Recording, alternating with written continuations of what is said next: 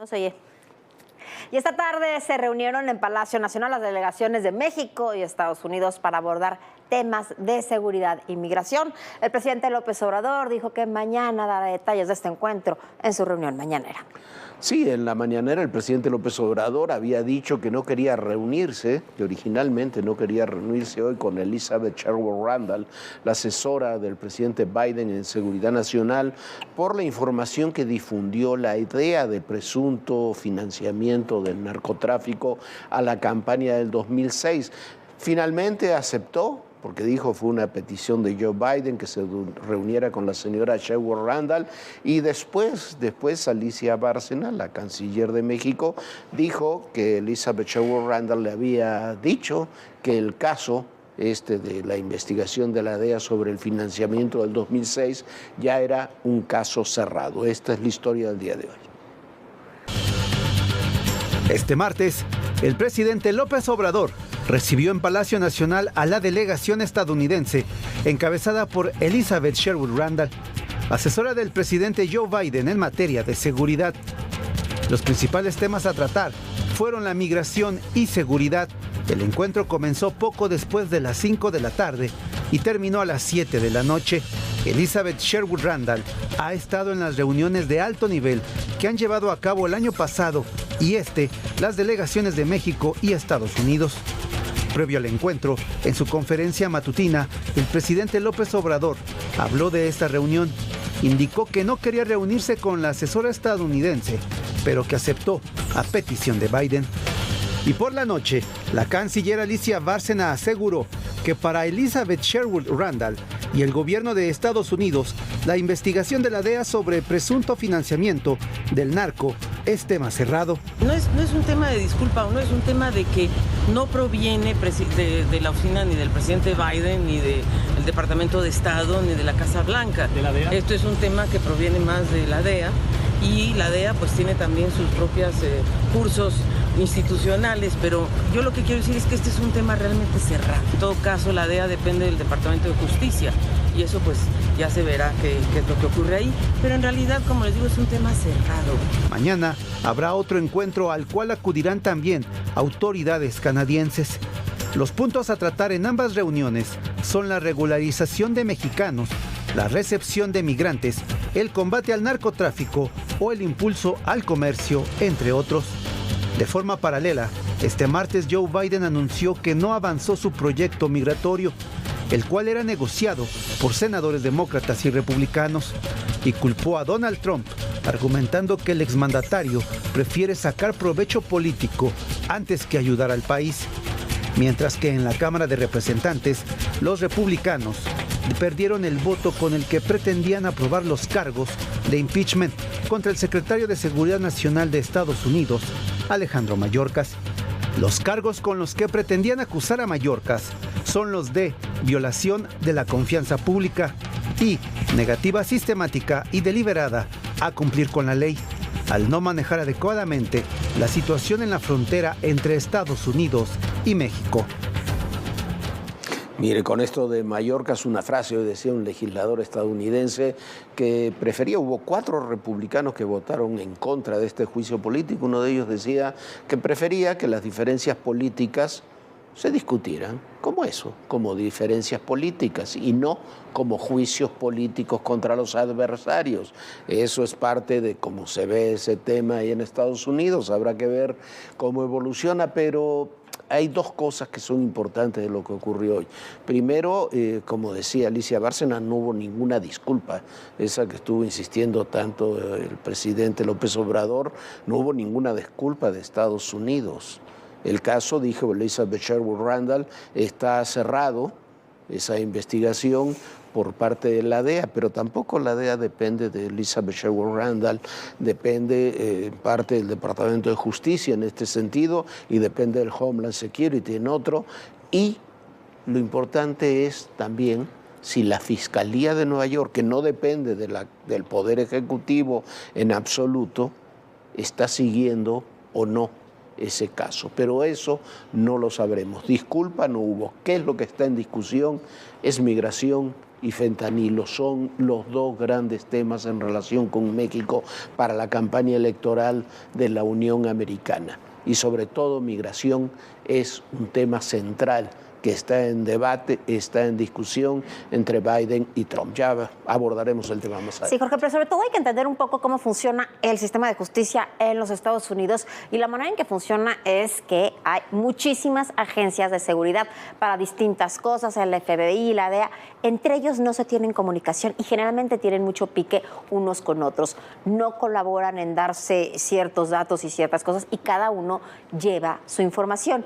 Por eso no tiene nada que ver lo que investigue la DEA con lo que diga el presidente Joe Biden. Y mientras tanto, en México, los transportistas por segundo día consecutivo realizaron bloqueos en autopistas y carreteras exigiendo seguridad.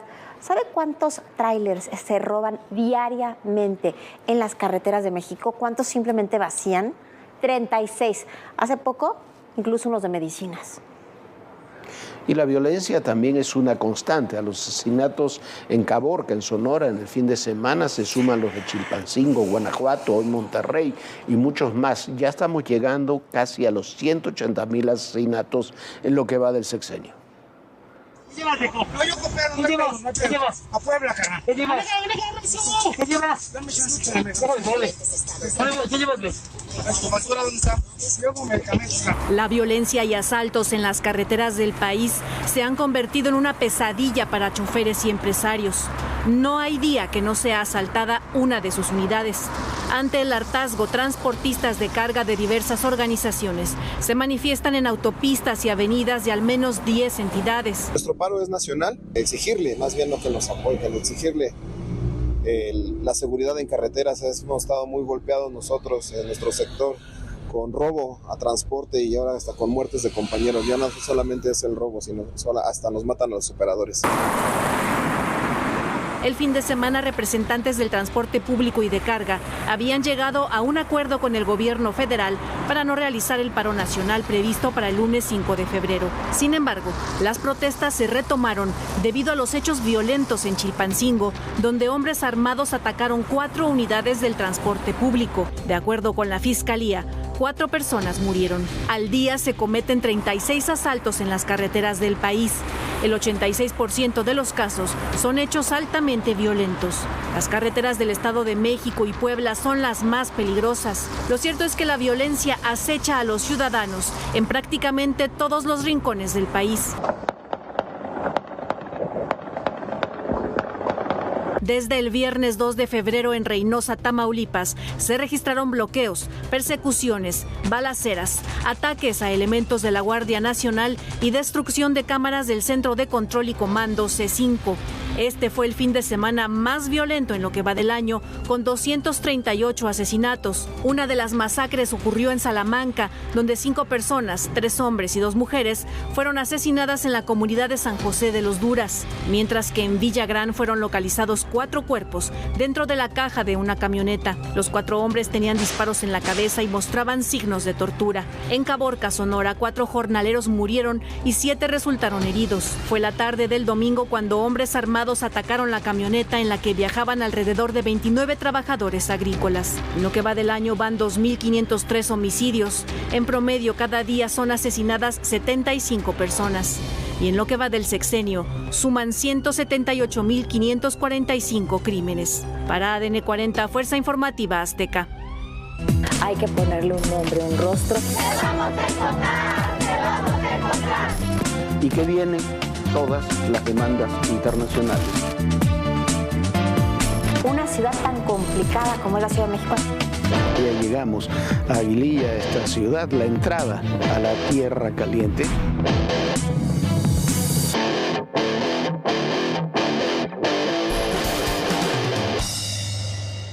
Y hoy el presidente López Obrador reconoció que el paquete de reformas que presentó ayer se debe a que ya estamos, dijo, en tiempos electorales.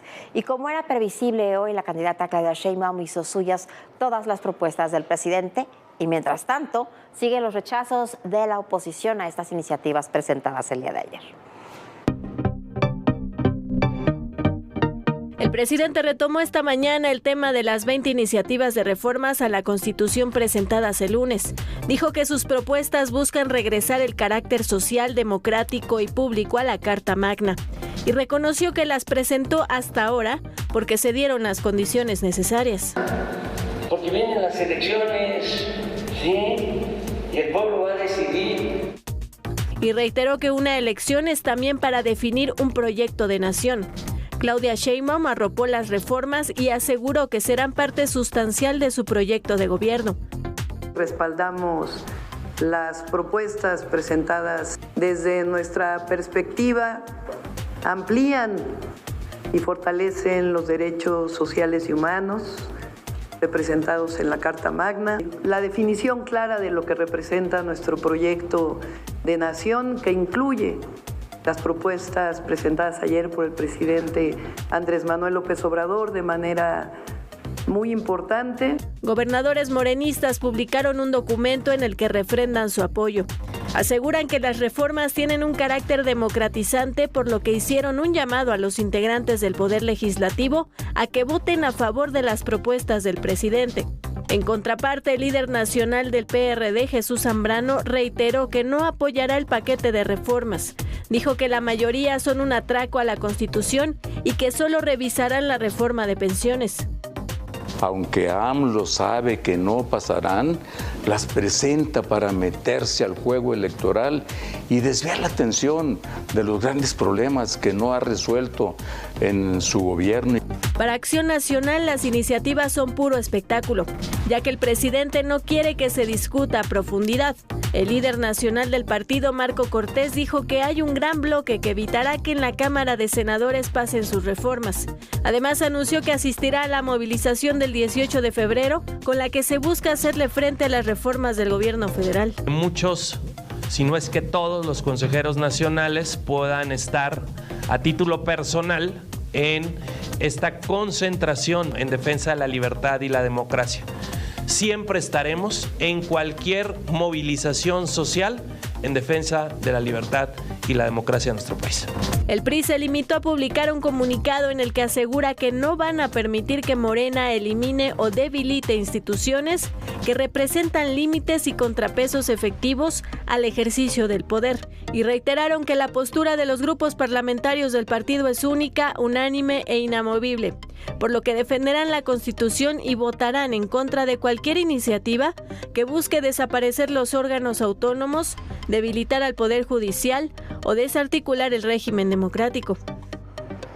Mire usted, en estas 20 iniciativas que presenta el presidente López, o que presentará el presidente López Obrador, y de las cuales 18 son constitucionales, como se ha dicho ya hasta el hartazgo, lo decíamos ayer mismo, no van a pasar, no tienen los votos para pasar. Es una lástima que se presenten de esta forma y como un paquete así, sin cambiarle cosas, en un paquete donde se le quitan atribuciones al Poder Judicial, al Poder Legislativo, se quitan organismos autónomos, se concentran en el Poder Ejecutivo. Es una propuesta de profundo autoritarismo, pero es una lástima porque hay propuestas que sí podrían avanzar. Lo de pensiones podría avanzar.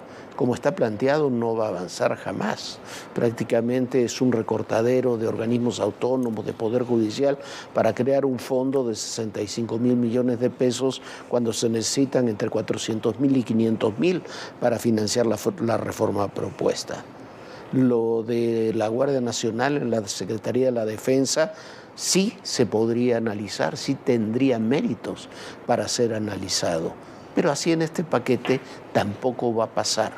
Es simplemente una discusión la que tendrá en el vacío, que como decía hoy, el presidente tiene netamente motivos electorales. Sí, Jorge, porque como bien dices tú, ¿quién está en contra de que el salario mínimo suba con la inflación y que se le apoye a muchísima gente? ¿Quién está en contra de tener una buena educación? ¿Quién está en contra, por ejemplo, de que se dé este sistema de pensiones y que la gente reciba una buena pensión? Lo que pasa es que esto se entremezcla, como bien dice Jorge, en quitar ministros, en poder controlar la Corte, en prácticamente desmantelar el sistema electoral, en quitar los organismos autónomos y bueno, sin lugar a dudas, cuando metes todo en un paquete, las cosas que sí valen la pena se van a acabar perdiendo. Y vamos a otro tema. Nayib Bukele, el presidente de El Salvador, logró una histórica reelección con más del 85% de los votos. Imagínese usted lo que es eso y anunció que comienza en su país una cosa que ha dicho que es una democracia de partido único. ¿Qué quiere decir eso?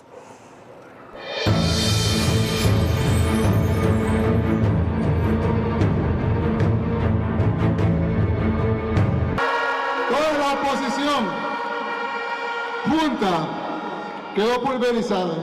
El presidente de El Salvador, Nayib Bukele, logró su reelección con una abrumadora victoria electoral, con más del 85% de los votos, mientras que su partido, Nuevas Ideas, obtuvo 58 de los 60 escaños del Congreso, lo que le da una supermayoría calificada para continuar con las medidas radicales que se han adoptado durante el largo estado de excepción, para continuar con su popular política de puño de hierro contra las pandillas. Bukele, de 42 años, dijo que con su victoria se instauraba la figura de partido único.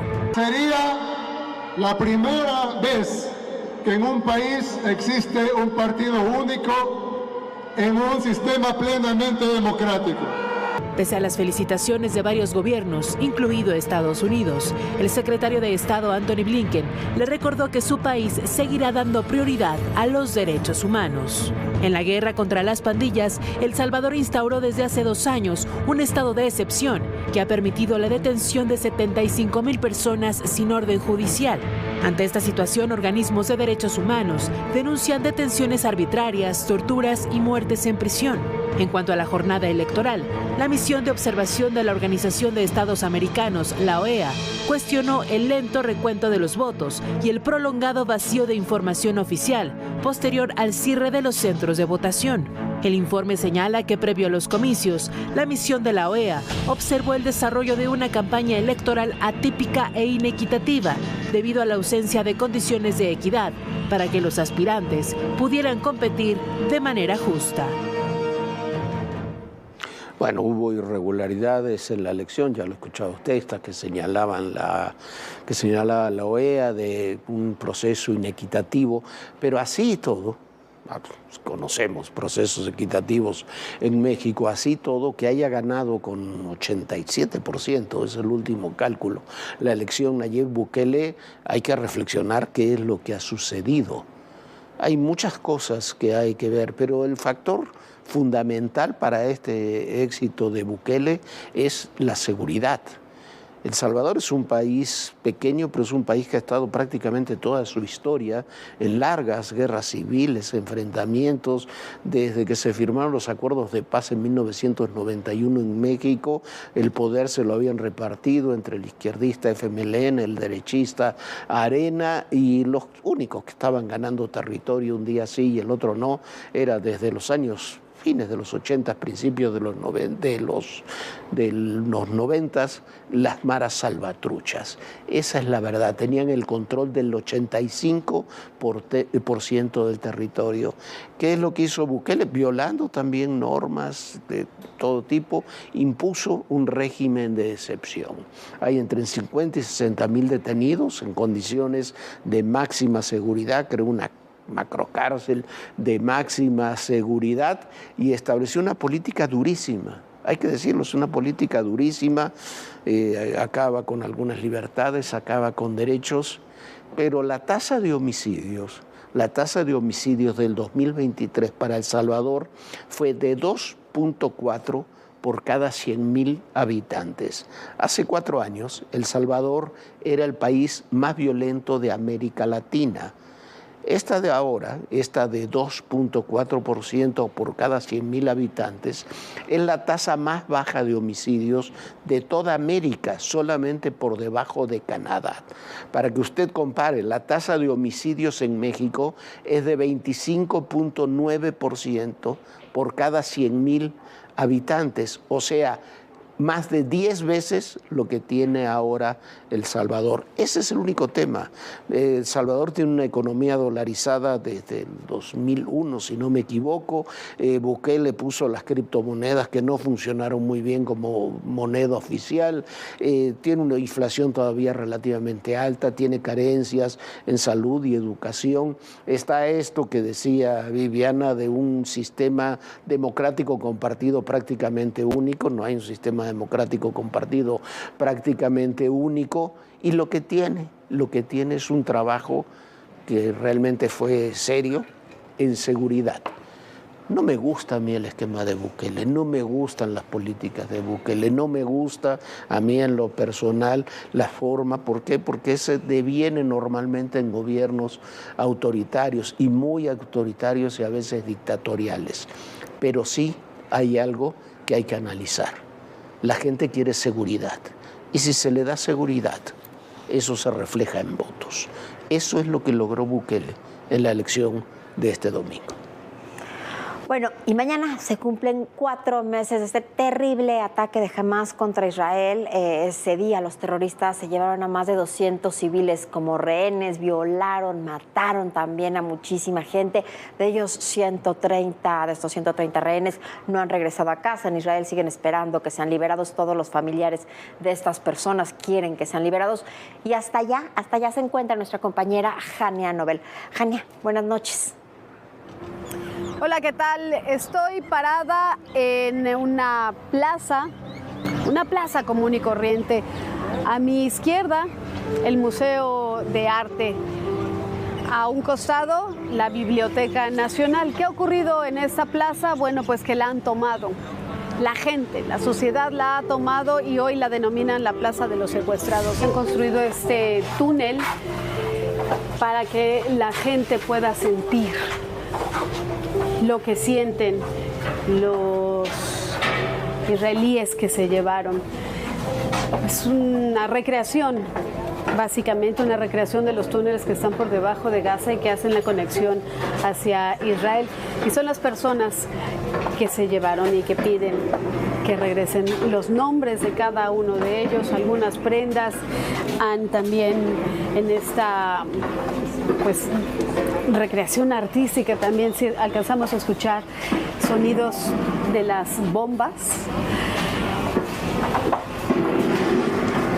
Nosotros no podríamos imaginar la sensación de estar en un lugar así realmente, pero es para que aquí ellos puedan acercarse a ese sentimiento y no olviden que están peleando porque regresen sus rehenes. Esta es la mesa que ha colocado la gente, la sociedad, en una plaza común y corriente que ahora la llaman la Plaza de los Secuestrados, y la ha colocado la gente con platos, los platos que dicen bienvenido a casa. ¿Y qué representa? Bueno, en algunos casos como este, con botellas de vino, con las copas, con floreros, representa los que ya han regresado, los que han logrado regresar después de algunos convenios y negociaciones para el intercambio. Y de este lado representa los que todavía están allá, los secuestrados, los más de 100 secuestrados, más de 130 secuestrados que todavía están en manos del Hamás, con lo que podrían estar comiendo. ¿Qué? Basura, agua enlodada. Y aquí están también las representaciones de sus caras. No tienen la certeza de cuántos estén vivos y cuántos ya hayan perdido la vida, pero aquí la gente los está esperando y es un recordatorio de por qué inició esta guerra. Hay versiones, por supuesto, hay versiones de ambas partes. Esta es una de ellas. Gracias, Jania, por este reportaje allá desde Israel. Se cumplen 4 meses de este brutal ataque de Hamás y todo lo que ha sucedido después. Mire usted, murió hoy el expresidente de Chile, Sebastián Piñera. Sebastián Piñera murió en un accidente de aviación, se cayó el helicóptero que lo trasladaba con otros miembros de su familia, quedó atorado con el cinturón de seguridad del helicóptero, cayeron en un lago y los otros lograron salir, las otras 3 personas lograron salir, pero Piñera falleció al quedar atorado, como le decíamos. Pero Piñera fue un presidente más allá de cuestiones ideológicas, un hombre de centro derecha, fue un empresario muy rico que dejó sus negocios para una legítima lucha política. Fue un hombre que no cayó en actos de corrupción y tampoco, a pesar de que le tocó vivir sobre todo en su segundo mandato, una época muy difícil, un hombre que tampoco cayó en la represión. Hay pocos políticos en América Latina que pueden reunir esas características. Descanse en paz, Sebastián Piñera. Descanse en paz, Sebastián Piñera. Y bueno, nosotros ya nos vamos. Muchísimas gracias por habernos acompañado. Recuerde, puede ver todos los contenidos de Todo Personal en el YouTube de ADN 40. Mañana tenemos mucha información también para usted. Descanse, señor Bonito. Bonita noche, Jorge. Muy buenas noches, Villano. Y recuerden, el poder en la política, todo, pero absolutamente todo, es personal. Gracias.